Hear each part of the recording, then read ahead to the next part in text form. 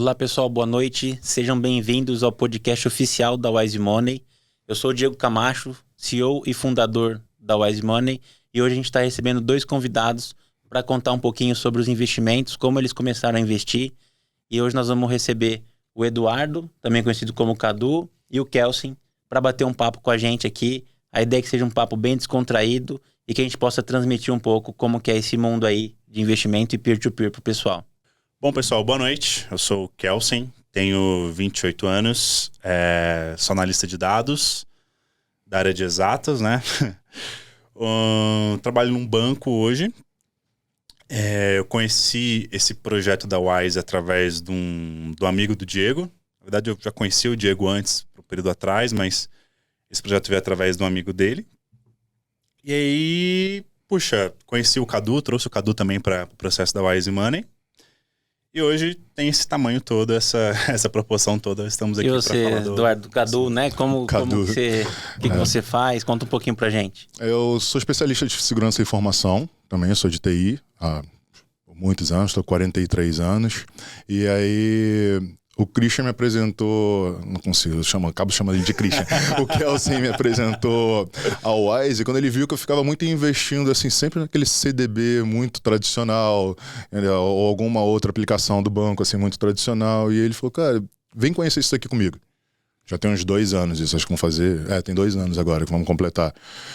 E eu gostei um bocado, assim. Porque é divertido, né? É divertido. Coisa, tipo, vamos divertir. Fala aqui. um pouco, pode ver que... Ô Eduardo, quando que você fez o seu primeiro investimento? Como que você conheceu o investimento? Se você investiu em poupança primeiro? Aquela poupança que a mãe faz nos anos 80 conta? Isso, essa daí. Aquele dinheiro que é a primeira oportunidade que a gente tem adolescente acaba gastando? Boa. Não, essa não conta, mas realmente quando eu comecei o meu primeiro emprego um pouquinho melhor, e aí minha mãe tinha uma gerente que vivia assim, sempre indicando para ela algum CDB, outro e tal, e era onde eu realmente colocava ali um dinheirinho. E eu ficava assim... Era um tempo também que os juros, vamos dizer assim, os juros deles davam um pouco mais, né? Assim, lá, falando início dos anos 2000, virada dos anos 90 para 2000. E eu sempre fiquei assim, se fosse investir em alguma coisa, que eu pensava sempre era só no CDB. Hoje em dia, você tem um leque muito grande de informação que você pode descobrir uma carteira melhor. Venham P2P, venham fundos imobiliários, até mesmo uma carteira na bolsa e tal, mas você não tinha tanta instrução no início da internet, realmente. E você, Kelsen, quando foi o seu primeiro investimento? Poupança, CDB? Quando você começou a fazer isso? Eu nunca fui de investir, acho que eu sempre fui o clássico cidadão brasileiro que eu fui de dever. Sempre devi, na verdade. Então você fala, cara, que foi o primeiro investimento, financiamento estudantil que eu fiz, que eu pago até hoje. Mas aí, quando eu comecei a mudar de emprego e trajetória profissional, eu sempre falo, né? Você é sempre muito reflexo das pessoas que você convive. Eu passei a conviver com pessoas ali da área de banco, de financeira, que tinham isso muito no dia a dia. Isso começou a me chamar a atenção. E aí, quando chegou o convite para mim, falou, puxa, vamos investir e tudo mais. Eu comecei em títulos imobiliários porque era mais divertido. Você conseguia ali investir, ver cair o dividendo no mês seguinte, você conseguia ficar manejando a carteira, fazendo cálculo. Foi pela diversão, né? Você começa a tirar um dinheiro e fazer pela diversão. Então eu tava ali nessa renda variável com pouquíssima quantidade de dinheiro, realmente só como um setup ali inicial, para conhecer. Você começou direto na renda variável? Na renda variável, mas com pouco dinheiro, porque eu tinha muito pouco dinheiro na época. Então eu comecei direto na renda variável, nessa carteira específica para aprender. Falei, cara, eu vou tirar, sei lá, acho que na época eu tirei R$1.000. Eu vou tirar R$1.000 aqui, fazer uma carteirinha de 10 títulos aqui, que é o ticket médio, que são R$100, publicar nessa carteira.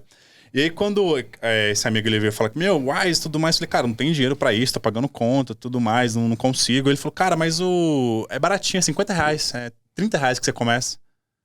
R$30 eu tenho, né? Então, por que não? Às vezes, né? E aí foi aí que eu comecei a pegar, tipo, puta, sobrou 30, sobrou R$50, sobrou R$100 aqui. Eu tô ali com outros investimentos, tá sobrando esse dinheiro aqui, eu vou colocar ali. E foi assim que começou. O que me chamou a atenção... Foi também onde eu chamei o Edu, porque é divertido, realmente. Você chega lá, você vê a causa, você vê pra que a pessoa quer usar aquele dinheiro, né? Então você começa a ter uma afinidade. Falando um pouco ainda de investimento, né? Você falou que começou a investir logo de cara na renda variável. Quais foram as dificuldades que você enfrentou para poder fazer esses seus primeiros investimentos? Puxa, cara, primeiro na época era questão de cadastro e acesso. Porque hoje em dia o processo ele tá bem mais, questão de jornada, ele tá bem mais facilitado. Mas na época, cara, você tem que chegar até uma corretora, você tem que abrir documento tal, documento X, cópia disso, cópia daquilo, depois esperar aquilo para a área de compliance, de análise. Demorou acho que uns 5 ou 6 dias para conseguir ter acesso a uma plataforma financeira. E aí você chega na plataforma financeira, você deixa com um broker. Cara, você tem aquele painel gigante, o que eu faço aqui? O que eu vendo? O que eu compro aqui? E você, Eduardo, qual foi a sua principal dificuldade nos seus primeiros investimentos? Você citou, enquanto o Kelsen citou renda variável logo de largada, né? O Kelsen é mais novo, né? Por ele ser mais novo, assim, ele já pegou agora essa geração que está tendo muito acesso à instrução, internet, vídeos que vão ter realmente como você deve investir o seu dinheiro e quais tipos de investimento e por onde. Tá vendo muito essa instrução. Quando eu tinha a idade dele, eu só tinha no banco, realmente. Era no banco e ninguém procurava ainda uma corretora para poder abrir uma conta ainda. O gerente do banco ali era tinha. Era o gerente do banco tinha. E assim, também era aquele negócio. Naquele tempo era um pouquinho de dinheiro que você queria investir também. E pegar uma opinião com quem achava que entendia. Ou se algum colega do trabalho deve ser alguma opinião, mas a gente sempre chegava assim no banco, você vai investir em quê? Numa renda fixa. Aí você vai ficar com aquele dinheiro realmente rendendo 2, 3 anos. Era isso, depois reaplica. O gerente que decide, né? Só, toma aqui, investe pra mim. Ele sugeria. E assim, você realmente ia pela sugestão dele, né?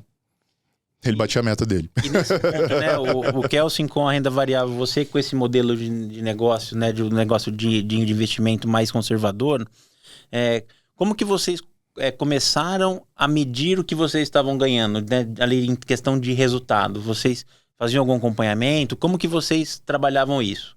Ou era um valor ali que você imaginava, o que a gente te passava? O que você começou... como que você fazia para poder mensurar esse resultado? Quando a gente aplicava numa renda fixa, pela natureza dela, você já saberia mais ou menos em quanto tempo teria rendido, né? No máximo, você queria ao menos não deixar aquele dinheiro perdendo na inflação. Agora, eu já não sei da forma como você começou, que já foi mais variável, mais dinâmico. Você tinha uma expectativa diferente. Eu, como estava aprendendo, como estava na renda variável, no começo eu tinha paciência de planilhar tudo. Fazia carteira, colocava lá os 10 títulos, o rendimento. Era um hobby, né? Era diversão, realmente. Era tudo, né? Só que assim, isso não se sustenta.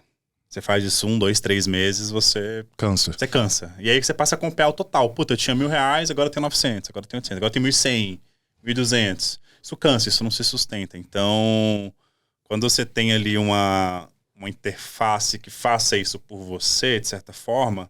Ou quando você tem um investimento que a renda dele já é fixa, né? Que você sabe que você vai ter tanto por mês, você já poupa desse trabalho, né? Já consegue só suprir ali sua expectativa.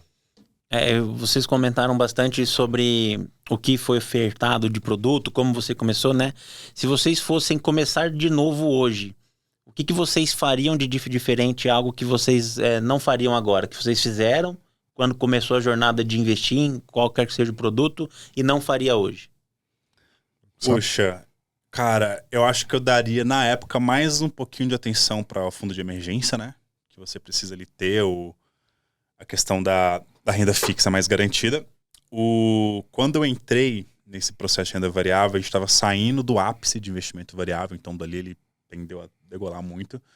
Então eu procuraria meios mais saudáveis para equilibrar um pouquinho mais o valor que eu investi. E para ser sincero, acho que sim, tirando o que foi CDB e tudo mais, o dinheiro que eu tinha na Wise foi o único que permaneceu ali, pelo menos estável dentro das expectativas. Porque tudo que eu fiz de renda variável, se eu somei o saldo depois de algum tempo, eu perdi dinheiro.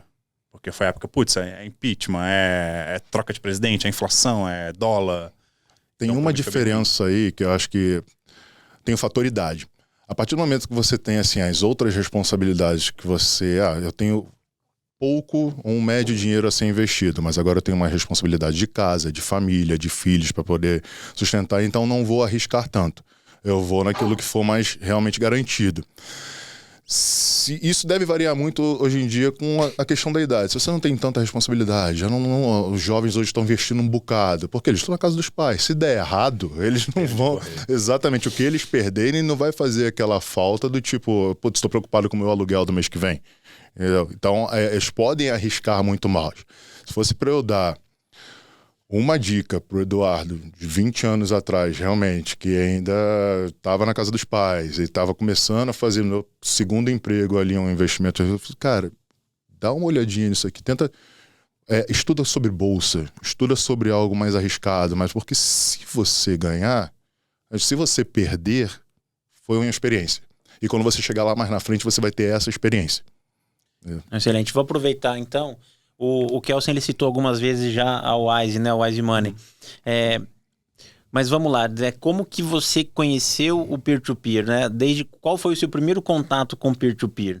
Além disso, a Wise Money foi o seu primeiro contato com peer-to-peer? Você já conhecia essa modalidade antes de investir na Wise?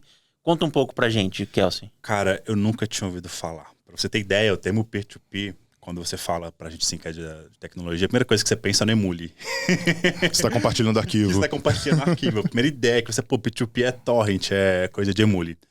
A primeira vez que eu vi essa questão na aplicação financeira realmente foi com a Wise, que foi com esse amigo que indicou, né? Que chamou a atenção por causa desse aporte muito baixinho que tinha. E é muito novidade. Aí você vem várias coisas na cabeça. Mas quem garante, né? Eu tô pensando pra quem? Quem é que... Eu perco ou não perco dinheiro? Tipo, se é comunitário, quem é que arca com essa questão? Eu fui pesquisando. Falei, puxa, tô vendo aqui que tem recompra, tem algumas ferramentas aqui que tornam o investimento bem seguro. E comecei na Wise e não investi em outro lugar peer-to-peer. Acho que é o único onde eu concentro essa modalidade de investimentos hoje. E você, Cadu, você conhecia já o peer-to-peer? Não conhecia. O primeiro contato foi com a Wise Money? Foi com a Wise, foi ele que me apresentou. Inclusive, assim, o que ele já estava aprendendo em como investir. Ele, cara, tem essa segurança aqui da recompra garantida, entendeu? Então você não precisa ficar tão preocupado, porque eu estava meio preocupado também no início. Eu não sabia, os motivos ali são muito variados. E às vezes as oportunidades são também muito variadas, né? Algumas podem chamar mais atenção e outras não. Ele sempre me falou assim, cara, preste atenção aqui no que tiver a recompra garantida.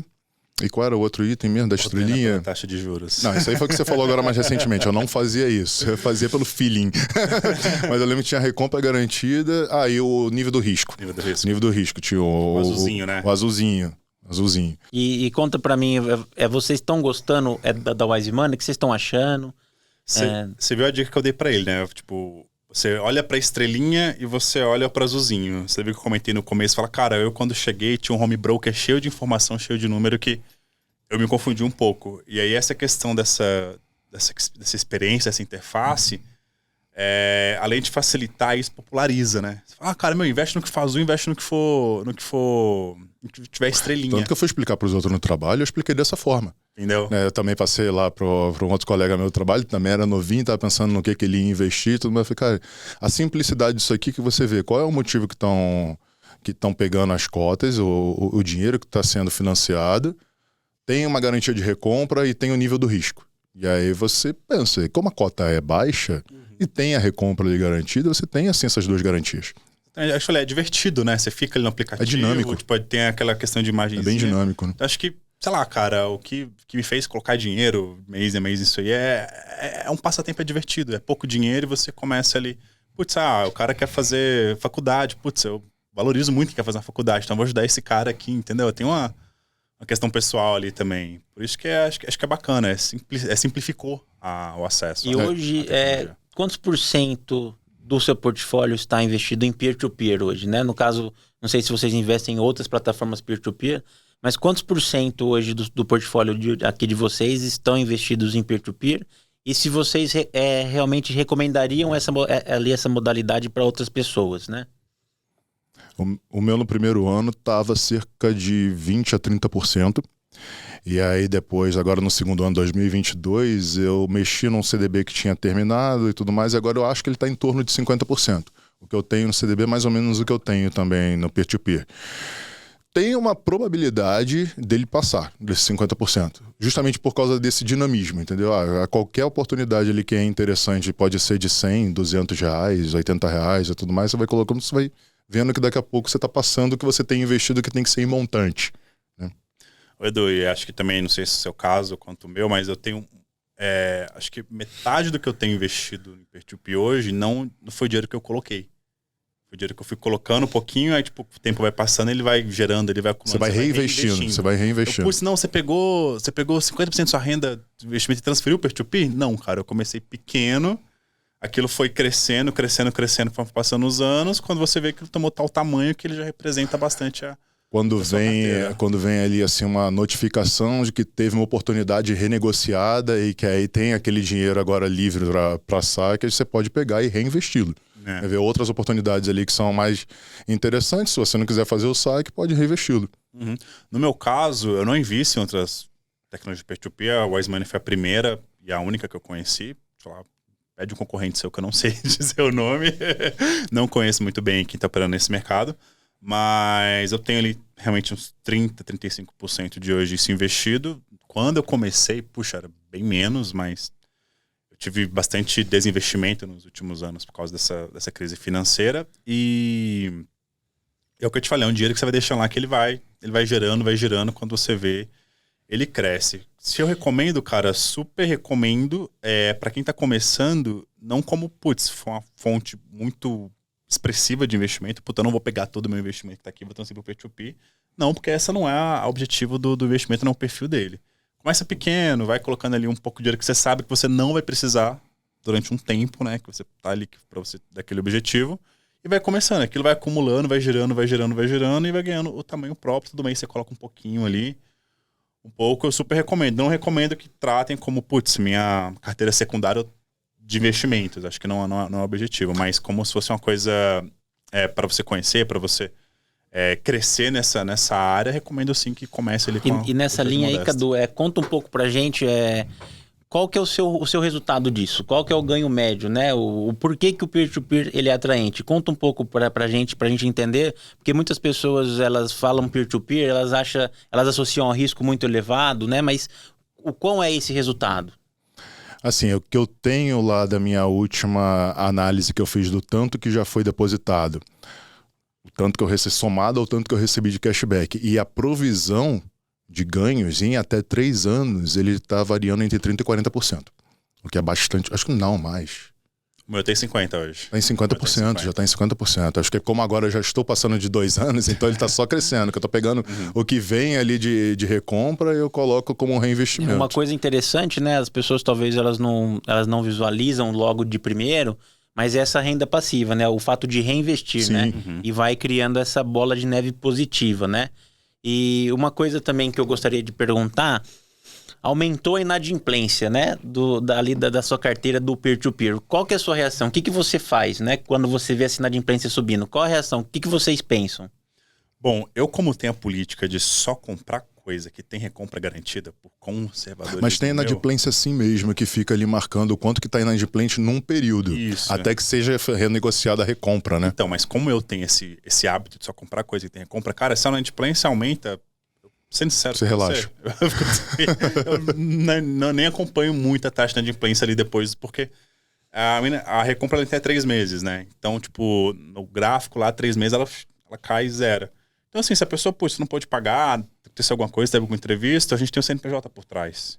Então, tipo, a taxa de inadimplência, pra mim, ela não influencia muito no que eu vou receber a longo prazo. Pode ser que você deixe recebendo no primeiro, segundo, terceiro mês ali de imediato.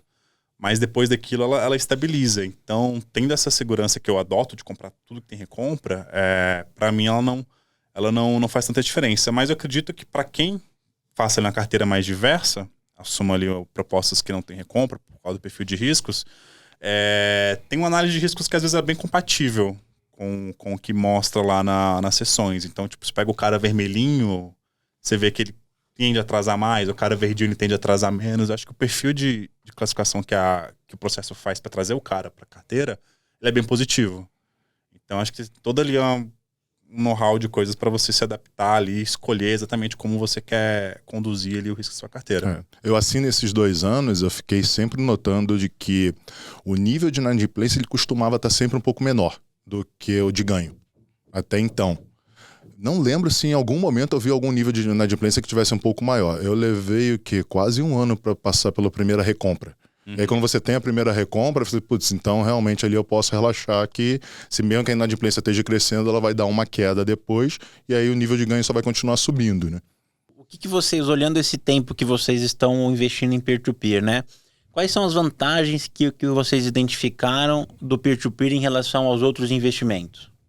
Eu acho que para quem consome o peer-to-peer, para quem precisa, né, do peer-to-peer, eu acho que acaba tendo mais vantagens, né? Porque a pessoa ela sai daquela política tradicional de grandes bancos para conseguir se capitalizar e opta ali por uma política diferenciada, mais distribuída. Então, acho que para quem está precisando de dinheiro, é um canal super bacana para ela conseguir uma alternativa àquilo que não deu certo no meio tradicional. Para quem, né, para quem investe, são um pouco que eu já falei, é um investimento baixo, você consegue entrar com pouco dinheiro, você ajuda as pessoas com pouco dinheiro, né, tipo uma questão do coletivo, né, e é fácil, e é divertido, acho que é a principal questão para quem está ali aprendendo a ferramenta. Poxa, R$50, R$60, R$40, R$30, acho que tem essa super vantagem. É simples, divertido, fácil e você vê resultado. Putz, isso aqui que eu investi, mês que vem deu tanto de retorno, demora que vem mais tanto, teve campanha. Então, cara, acho que para quem tá investindo tem essa questão. É fácil, é rápido e não é difícil. Você e para você, Cadu, o que você acha? Quais são as vantagens do peer-to-peer em relação aos investimentos convencionais? Uma coisa que eu estava pensando agora, ultimamente, era se eu quiser colocar metas. E se eu quiser colocar uma meta assim a médio prazo, de até 2 anos, e aí eu preciso realmente de um rendimento maior do que algum outro investimento tradicional vai me gerar. Eu posso, de repente, fazer um cálculo e ver que, olha, ok, pelo peer-to-peer eu vou conseguir alcançar essa meta em 2 anos ou em 3 anos muito mais facilmente do que alguma outra tradicional. Mesmo considerando a inadimplência, né? Mesmo considerando a inadimplência, porque até então, nesses 2 anos, eu não tive nenhum problema com os casos de inadimplência. Os casos de inadimplência estavam sendo cobertos, né? Você sempre compra recompra também, né? Sempre comprei com recompra. Ou, de repente, até passei por um que não tinha recompra lá no início, eu não vi, mas até hoje está tudo certo. E a gente falou, né, dos pontos positivos do peer-to-peer, de como a modalidade vem ajudando, né? O Kelsen citou do acesso ao crédito, principalmente. A gente sabe que no cenário econômico é mais difícil mesmo, né? E quais foram ali, quando vocês conheceram peer-to-peer, né? Foi apresentado ao peer-to-peer. Quais foram os principais medos e inseguranças de investir nessa modalidade? Inadimplência. Com certeza inadimplência. Assim, dois fatores. Inadimplência e também tem a questão de quem está fazendo a gestão por trás, né? Porque você, primeiro momento você vê, além do peer-to-peer, a Wise, quando ela nasceu como uma empresa nova no mercado, você pensa, puxa, né, vamos ponderar aqui. Então, também por isso que eu comecei pequeno. Mas faz o quê? Fazem 3 anos já?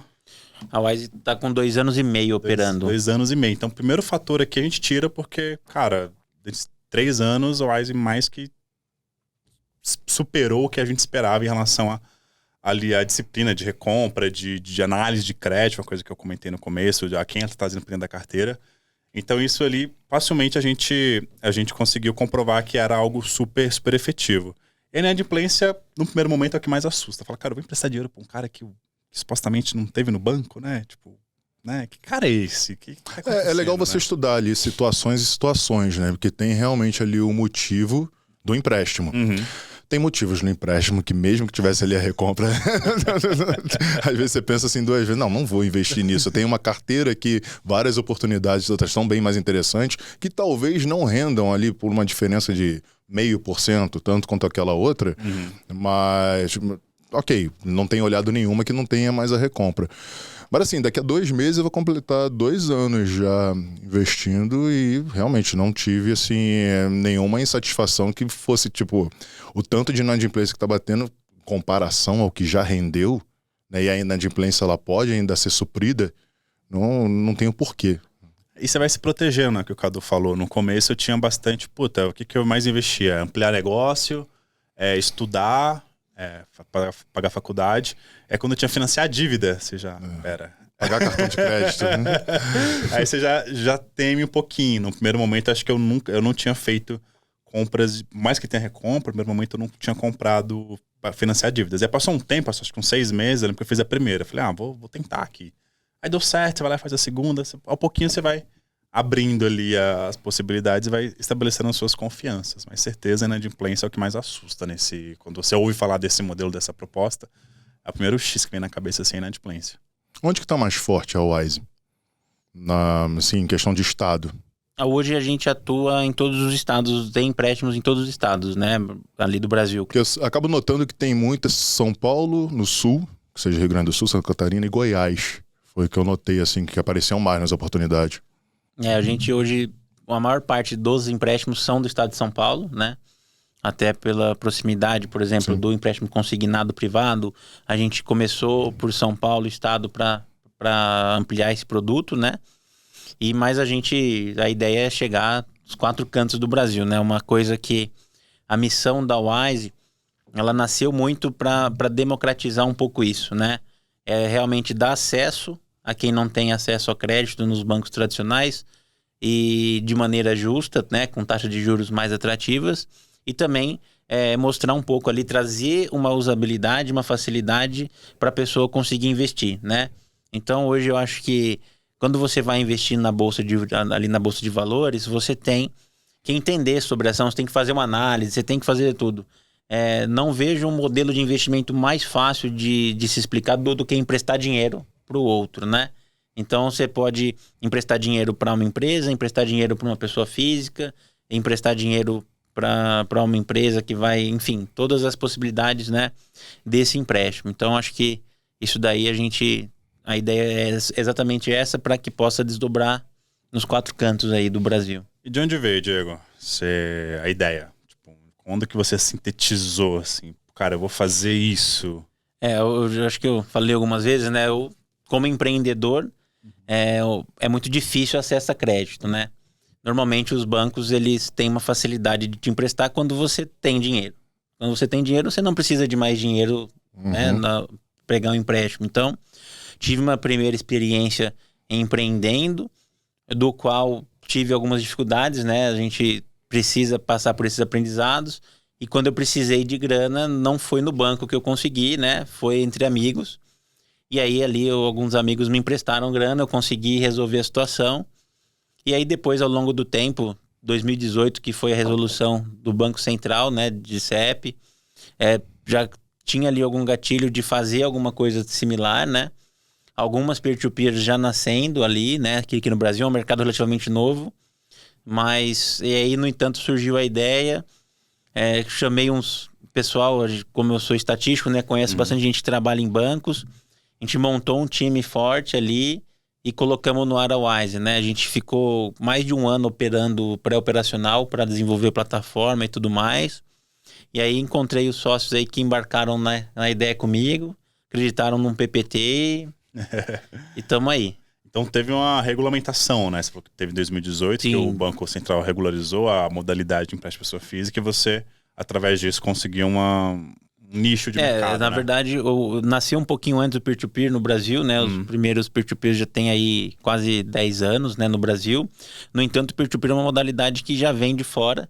É muito forte na Europa, nos Estados Unidos principalmente, que a taxa de juros é menor. E no Brasil é um mercado muito novo ainda. Se a gente for somar todas as empresas de peer-to-peer hoje, talvez tenha aí perto de 2 bilhões e meio intermediados, né?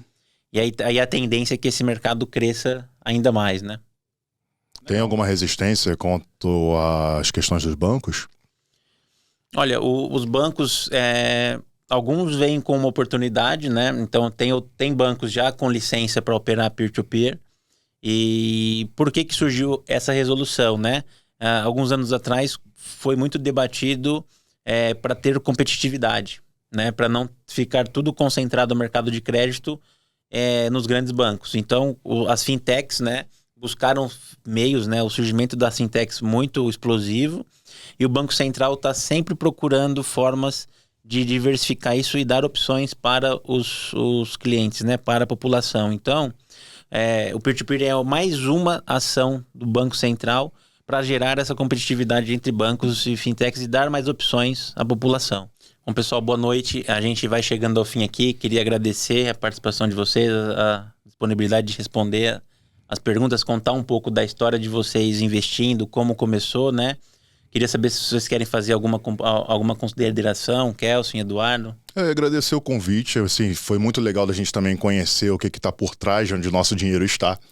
Você dá assim, uma segurança, uma garantia, a gente vê que realmente tem assim, uma empresa que está sólida, que está crescendo. Não, foi ótimo. Muito obrigado pelo bate-papo. Bom, agradecer também o convite, né, estar aqui. Eu queria falar, assim, às vezes a gente pensa essa questão de investimento, puta, eu preciso começar, não sei como é que começo. É super importante você ter fundo de emergência, ter a poupança, ter essas coisas mais garantidas, tradicionais que a gente conhece. Mas, às vezes, esse processo do peer-to-peer é tão simples, ele começa com tão pouco dinheiro, às vezes, que, cara, não tem por que você não conhecer ali, né, brincar, baixar o aplicativo, fazer o cadastro, comprar depois mês seguinte comprar outro, esperar aquilo render. É muito acessível, entendeu? Então, puxa, para você que está começando no mercado financeiro, é um nicho novo, é o peer-to-peer, não é um nicho difícil, é um nicho super aberto, não tem por que você não conhecer, entendeu?